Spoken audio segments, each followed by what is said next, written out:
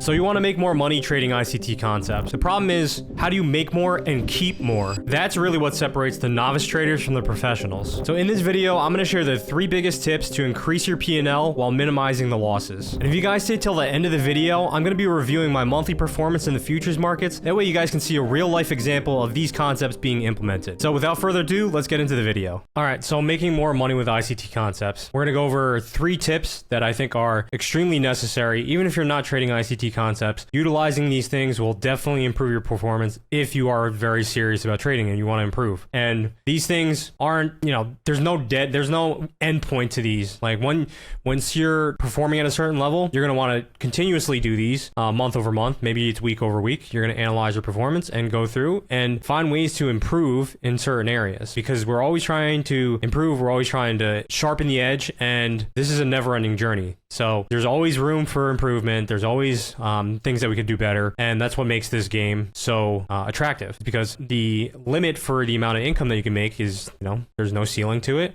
And then the limit to how good you can get at this, there's no ceiling to that either. So the first tip is going to be, obviously, to analyze our trading mistakes. Now, when you're first getting into trading, it's very hard to be honest with yourself and say that you're making mistakes, because it requires you to reflect on your performance. And what I've noticed from the past, just being in organized sport, I did soccer when I was in high school. I ran track. I played paintball competitively. So these different sports gave me, I guess, a really good perspective on, athletes that they were very stubborn in accepting criticism. And you could see them year over year not making those improvements because they weren't honest with themselves. They were not telling themselves, I'm making mistakes here, I'm making mistakes there, and overall they just didn't improve. And this is the major problem when you're trying to learn. You have to be open to your own self-criticism, because in trading it's very lonely unless you have somebody that's holding you accountable. When you're looking at your performance, you have to be the one that's telling yourself, I'm making mistakes, I'm bad at trading, or I'm not where I want to be. Maybe you don't want to say you're bad at trading because that's negative self-talk, but let's just say you're not performing at the level where you think you can. That requires you being honest with yourself and telling yourself that there's room for me to improve. And when you are just getting into trading, right, you're making a lot of mistakes. So being self-aware of that and being comfortable with accepting that you are bad or at not where you should be, that is one of the biggest things when it comes to analyzing your trading mistakes. Because if you don't recognize that you're making a mistake, or you don't identify that it's an actual mistake, how can you prove it? So we're going to go over a couple different mistakes, and I'll share some examples of me making some mistakes, right? Analyzing your trading mistakes, that means you're going to review your losing trades to identify common mistakes or patterns. Now, when it comes to mistakes or patterns, I'm going to split these up into 2 different categories. We have emotional patterns or mistakes, or behavioral. So behavioral/emotional, those are certain mistakes. And then strategy and execution, those are different mistakes as well, because we can't bucket these mistakes in the same manner. So when I'm going through my journal and I'm trying to analyze what I did wrong this previous month,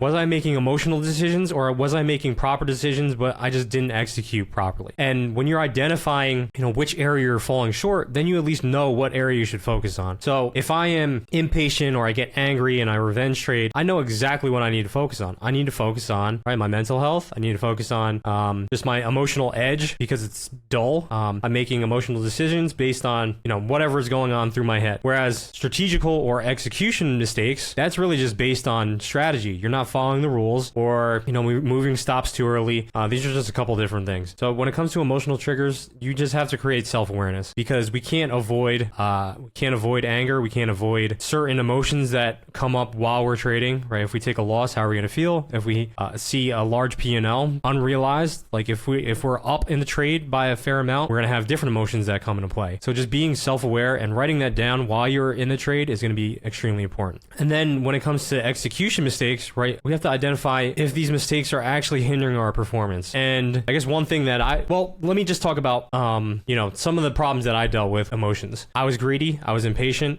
Just like many of you may be watching this video, I think it's just normal to feel that way, to feel a certain way when you're just getting into trading and you don't know any better. You're going to feel those fear and greed factors way more than somebody that's experienced, because they haven't gone through that process of recognizing their emotions and then actually addressing them. Not addressing them or managing them, right? You need to be able to manage them. you can't just completely eliminate them. There's no way you're going to eliminate them. So when they're popping up, you know, how is your decision making being impacted by that? So for me, when I would feel fear or greed, either I would revenge trade. So after I took a loss, anger, I'm going to go back in the market and try and make it back.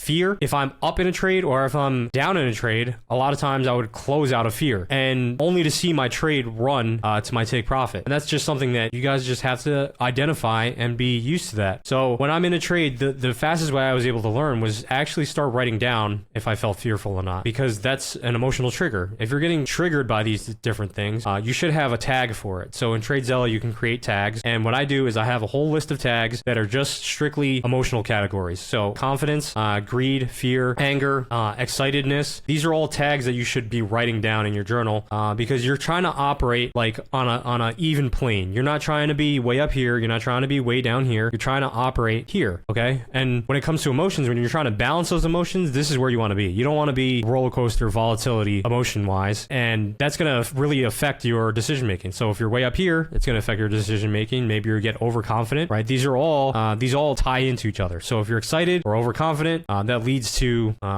poor decisions. But then if you're sad or depressed, right, based on your last trade, those also lead to poor decisions. So what you want to do is operate in the middle. Okay. So if I were to draw my emotional volatility, we need to just operate kind of in the middle. So let's just say that this is balanced. This is a balanced emotional state. You don't want to operate up here and you don't want to operate down here. Okay, so you want to be in the middle. So you're going to have times where you get a little bit overexcited. You're going to have times where you get a little bit angry. The point is to never bottom out or top out. So when you have excitedness or depression, you never want to hit that peak at the bottom. You never want to bottom out there and you never want to be all the way up here. Okay. So we're just trying to operate in the middle. Yeah, and then when it comes to execution mistakes, problems that I was making was moving my stop too early, sizing in when I shouldn't have been, moving my stop away from where I originally put it, so widening my stop, and entering early, entering late. Those are all execution mistakes. And, I think these are hard to just completely eliminate unless you are a complete mechanical trader. And then maybe you're going to develop an algorithm around it. But if you're a discretionary trader, in my opinion, there's no way that you can just be operating at 100% throughout the whole year. So you are going to have some mistakes that you're making. The point is to not make very large mistakes, okay? Small mistakes are okay, big ones are not okay. And this is the point of this video. If you want to make more money with ICT, you have to be able to minimize the mistakes that you're making.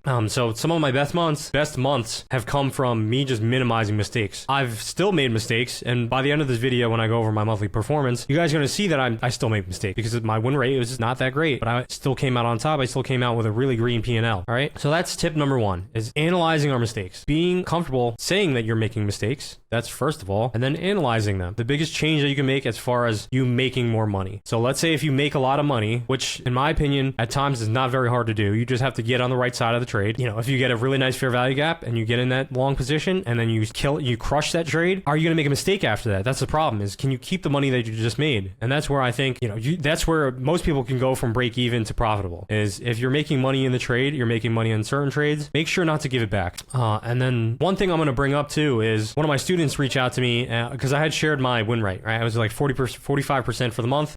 He had actually shared with me, I hope he doesn't mind I share this, but he had actually shared with me that his win rate was like 65 to 75%, but he was red on the month, right? Or he's barely break even. And the biggest thing was his losses were bigger than his wins. And when I get into the important statistics to follow, you have to make sure that your average loss, right, is a fraction of your average win. And what I mean by that is if your average win is $100, then your average loss should only be like $25 to $50. That shows you that you have at least a 1 to 2 risk reward. If it's skewed in the other direction, that means you're doing something wrong. You're either letting your losses run too far, right? So you're widening that stop loss, or you're scaling in when you shouldn't be, right? You're oversizing.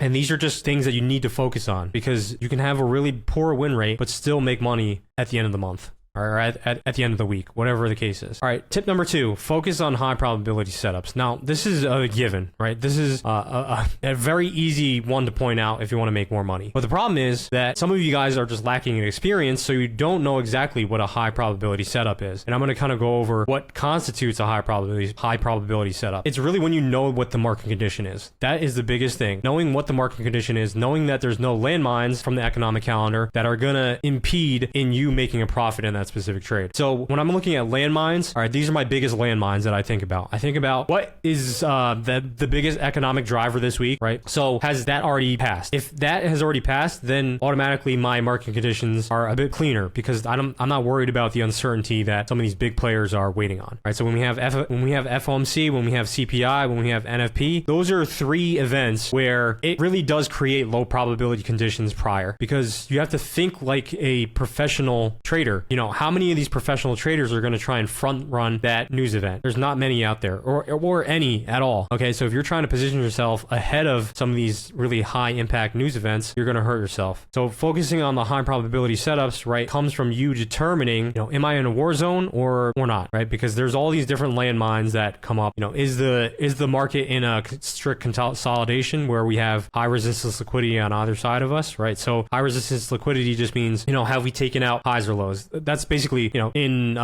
layman's terms, have we taken out highs or lows? So when we talk about high resistance liquidity, you know, did the previous high take out a high before? If it didn't, that's low resistance liquidity. Okay. When it's taking out liquidity on both sides of the market, right, that is a low probability condition because it's creating high resistance liquidity on both sides of the market. It's taking out liquidity and creating high resistance liquidity. All right. So focusing on the high probability setups really just means, for me at least, is keeping the frequency low. Let's say I always bring this analogy up, or, you know, I always bring this up, but I always have like 3 poker chips on my desk where I'm trying to take 3 trades in a week, right? And that doesn't mean just trades as far as entries and exits. It's really 3 trade ideas. So if I'm trying to be active on 3 days of the week, I might give myself 1 to 2 to 3 executions within that specific day. So this might end up being 6 trades, okay? Maybe more. But when you're trying to position yourself inside the market, the biggest thing is focusing on those high probability setups where, you know, let's say if you're a day trader, and I'm going to make a free course on my futures model. But when I'm trading futures, I'm only looking to trade the next 2 to 3 hourly candles. Okay. So after the equities open, I'm really only looking to trade from, that's 2 hours, right? Give or take 2.5 hours, let's say, from equities open. So 2.5 hours, I've been giving myself to make a decision. So within that 2.5 hour period, I only care about what's going to happen in the next 2.5 hours. So if the hourly setting up going into 9 a.m. or going into 10 a.m. is very clear, then I have a very high probabilistic model that I can trade. And that really depends on, you know, is the news behind us? Do we have something that's coming up that might impede that? Right. So if you have FOMC later on in the day, maybe I'll trade the PM session. I need to be able to see some of these landmines get cleared out of the way before I take any position in the market. And then also the market conditions, like as far as market structure and order flow, should be very clean. They should be easy to read. If it's hard to read the market structure, like if it's hard to see if the market's creating higher highs or higher lows, or lower highs and lower lows, then that's creating low probability conditions. All right. So when I'm looking at for a high probability setups, all right, and in my opinion, these are only going to occur 1 time a day, maybe a couple times a week. All right. It's not occurring. In my opinion, these high probability conditions are not appearing all the time. All right. So if you're trying to sit in front of the charts, and let's say if you took a trade that looked like a high probability setup and you get stopped out, well, is it really high probability at that point? Because what you thought was supposed to be respected in the market, it wasn't respected. So oftentimes you're better off accepting the loss and stepping away from the markets and coming back maybe in the PM session, or maybe just another day entirely, because you have to be able to preserve your chips. And if you don't have chips by the time the next hand comes out, then you're out of the game. Okay. And focusing on high probability setups is just having patience and waiting for the right conditions. All right. Plain and simple. Having patience, waiting for the right conditions. And maybe that might only appear 1 to 2 to 3 times a week. Okay. The last one that I'm going to talk about is optimizing risk management. And this is where I think is the most money that's made. And that's why I left it last. Yes, the other 2 are extremely obvious, but this is kind of where I think if you and me were to both place a trade, who's going to come out on top? If we have, let's say if we have the same targets, we have the same exit. I think who's going to come out on top, even if we're aiming for that same target? The person that's managing the trade properly is going to come out on top, especially if they're able to size in and manage their stops appropriately. And let's say if they put one chip on the table, but they're able to reduce the risk where they're not risking that one chip, and then they're able to bet another chip, right? And then reduce the risk on that chip, and then they're able to bet another chip versus one person who's only able to bet once, right? That's optimal risk management. It's being able to keep your losses minimal while increasing the upside. And in my opinion, the way you increase upside without requiring a larger move in the market, which is, you know, that's a dangerous game to play. If you're requiring a bigger move in the market, I would rather be focused on finding ways to scale in properly, because then I only need a small move in the market if I have my risk properly dialed in. So optimizing your risk management So I'm going to talk about, examples that I use as far as trade management. When I'm trying to scale into a trade, all right, I'm trying my best to reduce the risk on my initial position prior to entering that second trade. Otherwise, my overall exposure increases. So let's say if I am trying to scale into the trade and at most have 3 chips that I'm going to bet on this specific hand. Let's, kind of bringing it back to poker terms. If I'm trying to risk 3 chips on this next hand, I'm going to try and do my best to reduce all of the risk on that specific trade because my open exposure, right? I only want my open exposure to possibly be 1 chip still. And when I get into the performance section, you guys are going to see that I've properly scaled into my trades and have allowed to be in a position where my average loser is not, it's not overtaking my average winner. Okay. And that's the biggest thing. Oops. So before we get into the performance, this is where we're going to talk about as far as risk management. So making sure that you're keeping your losses minimal, that is a huge thing. You should not be taking massive losses, and your average wins should be bigger than your average losses. All right. Learning how to properly scale in and out of trades. Now, this is where I think has the most potential for upside, but I think is also the hardest to learn because in my opinion, entries and stop losses and take profits are the easy part, but where I make most of my money is being able to manage the trade properly. So some of my biggest trades ever were because I scaled into the trade. It's not because I just took one position and just let it run. When the market was very clear and it was leaning in my direction, like I had the draw on liquidity, I had the proper order flow indication, I had the run on liquidity prior, so I knew that the stops had already been ran and I wasn't going to be taken out again. This is really where I size up and I'm able to make up a large portion of those possible losses that I may have taken previously. So learning how to properly scale in and out of your trades is going to be a major game changer. If you're stuck with entries and stuff like that, if you already have a proper entry model, try and focus on this. This is really where you're going to make more money with ICT concepts. It's not trying to learn other entry models, because I can tell you right now, just from my own statistics, if I was to take a turtle soup versus a breaker or a fair value gap, my statistics are roughly the same. It's just how can I eke out more profits from each one of those setups? So let's say if my hit rate on all of those is 50 to 60% on each one of those. So turtle soups 50 to 60%, breakers 50 to 60%, and fair value gaps 50 to 60%. If I'm aiming for a 1 to 2 or 1 to 3 average, I'm not going to try and just all of a sudden jump to a 1 to 6 risk reward. What I would rather do is still aim for the 1 to 2 or 1 to 3, but find ways to scale in. All right. And that's kind of where I think many of you guys can improve your trading and make more money rather than trying to hit a bigger trade. So instead of hitting a bigger trade, right, as far as distance wise, you're just trying to hit a bigger trade as far as size wise. And that's where I think a lot of you guys will be able to optimize the amount of money that you're making. So instead of hitting the home runs, you're just doing the same trade, just with more size and in a smarter manner. Okay, so stop losses should be adjusted to mitigate risk on potential positions while finding areas to add into trades. So as I'm moving my stop loss, it needs to be at a logical level. I'm not just moving my stop loss because I want to add into the trade. If I don't have a level where I can feasibly move a stop loss and add into the trade, then I'm not adding into the trade. All right, so if I enter on a fair value gap and it rejects away and then creates another fair value gap and another market structure point, then I can scale in. But if it just moves in my favor without creating anything, then I'm not scaling in. All right, so logically scaling in. All right, so those are the 3 biggest tips that I can give you guys to make more money with ICT concepts. Is obviously analyzing your trade mistakes, because that's really what is holding you back from making money or keeping money. Is I think anybody could trade ICT concepts and make money, but how do you keep the money? It's by avoiding poor setups. And you avoid poor setups by focusing on high probability setups. And then you also, have to make sure that you're not making these mistakes. So emotional mistakes and execution mistakes. You have to avoid both of those. You can't avoid them entirely because you are going to make them. It's just be mindful of you making that mistake and minimizing the loss. So if you know you're making an execution mistake, maybe you're sizing down on it. So that's optimal risk management. Or if you know you're making an execution mistake or an emotional mistake, make sure your losses are minimal. So you're only giving yourself, if it moves in your favor, then you're reducing that stop loss as much as you can, because then you're at least mitigating some of the mistakes that you're making up here. All right. And then focusing on high probability setups that I just covered, and then optimizing risk management, which I think is the biggest area where people can improve. This, in my opinion, is the holy grail of trading, risk management, and finding ways to size up on your trades without taking on more risk. All right, so I went over those 3 tips. Let's go over my monthly performance from the futures market on Apex, and I'm going to just go over a couple of these different things. So you guys can see that I had 44 trades over the course of a month, and you guys can see that I only won on 45% of them. All right, my average trade duration was 2.5 14.5 hours. My longest was 15. So the 15-hour one is usually when I'm opening the trade up at night, you know, on the rollover, and then I'm holding it through the next session. Because these were all futures trades, by the way.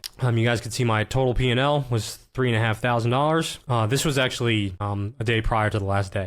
We have our total profit and our total loss. And when we get into here, you guys can see that my largest winning trade was $915, while my largest losing trade was only $367. So if you guys have these numbers skewed, like if you have your largest winning trade only $367, but your largest losing trade is $900, that's absolutely one area that you need to improve on, because that is really what's going to hold you back. Making sure that your average winner or your largest winner at least 2 times bigger than your largest loser. And when it comes to average winner, right, I'm almost at a 1 to 2. So that means you guys can see that I'm aiming for a 1 to 2 to 1 to 3. All right. I don't know if there's any other stats that I really need to go over. Really, you guys can see that, you know, this is just the effects of having larger wins than losses. Is you have this nice steady upward P&L curve, and you have a P&L history with fees, right? So you guys can see that with my fees, it's still upwardly trending. P&L distribution, right? You guys can see that my largest loser is $367, and my largest winner is $915. So as long as P&L distribution curve on this right side is going up, up, up, that's really all you need to focus on. And then with P&L history, obviously you need to have these red bars be way less than these green bars. So you guys can see that I had multiple days that were $1,000 or over, you know, or $900 or over. So this was, you know,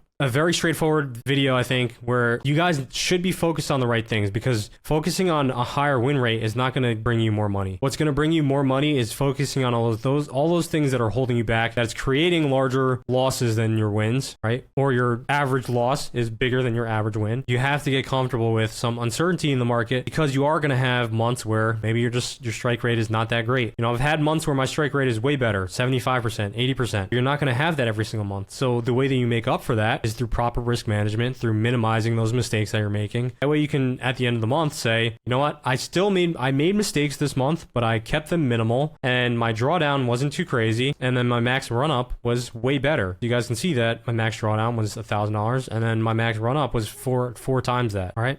So I hope you guys enjoyed this video. If you want to learn directly with me and learn with me and trade live with me and be part of a community, make sure you check out the link in the description and book a call. Also, don't forget to like, comment, and subscribe, and I'll see you guys in the next video.